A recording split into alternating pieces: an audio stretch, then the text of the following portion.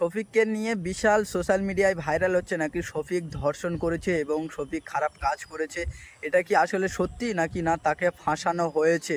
তো আজকের সম্পূর্ণ আমরা বিস্তারিত এই যে ভিডিওটার মাধ্যমে আমি তোমাদেরকে জানাবো যে শফিক এই কাজ করেছে কি করেনি। শফিক প্রায় 2-3 মাস হয়ে যাচ্ছে শফিক বিয়ে করেছে, তোমরা অনেকেই জানো।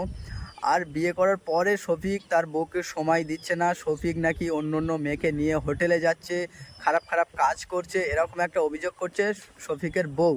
তো শফিক নাকি তারাকে ডিভোর্স দেবে এরকম একটা কথা বলেছে এবং সেই কারণে তারার বাড়ি থেকে শফিকের নামে কেস করেছে।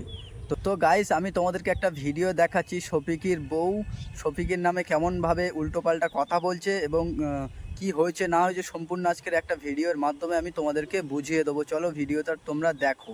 এখন একটা ভিডিও হয়েছিল, হ্যাঁ ভিডিও করেছিল, কিন্তু সেই ভিডিওটা ও দেখে হঠাৎ পোস্ট করে দিয়ে বলে যে তুমি যদি আমাকে বিয়ে না করো আরো ভিডিও পোস্ট করবো, তোমার লাইফ বরবাদ করে দিবে। আমি ওকে বিয়ে করতে বাধ্য হয়েছিলাম, হ্যাঁ ব্ল্যাকমেল করতে, দিয়ে আমি ওকে বিয়ে করতে বাধ্য হয়েছি। আর এখন ও ওইসব ভিডিও ভাইরাল করে এখনো আমার দিকে আর ফিরে তাকাচ্ছে না, এখন অন্য মেয়েদেরকে নিয়ে ফুর্তি করে বেড়াচ্ছে। এখন তাহলে আমার লাইফটা কি হবে?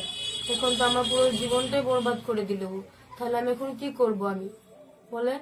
কারণ আমার তো একটা লাইফ আছে, তাই না? আমি একটু বাঁচতে চাই, কারণ ওর জন্য যদি আমি মরে যাই তাহলে আমার আমার ফ্যামিলি তো আমার জন্য শেষ হয়ে যাবে, তাই না?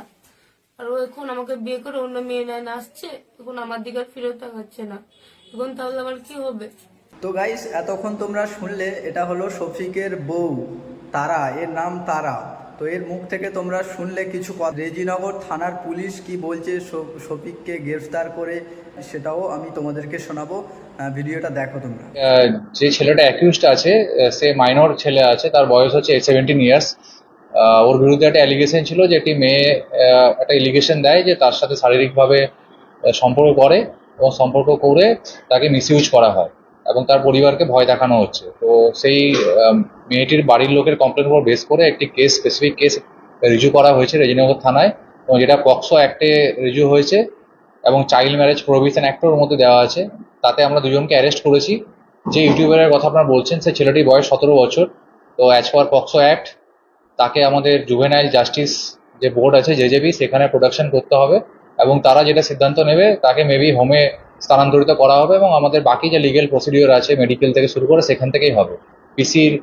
আমরা পিসি নিচ্ছি না, কারণ জুভেনাইলদের পিসি নেওয়া হয় না। অ্যাজ পার জেজেবি যেমন যেমন ইনস্ট্রাকশন দেবে আমরা সেই ইনস্ট্রাকশন মেনে চলবো।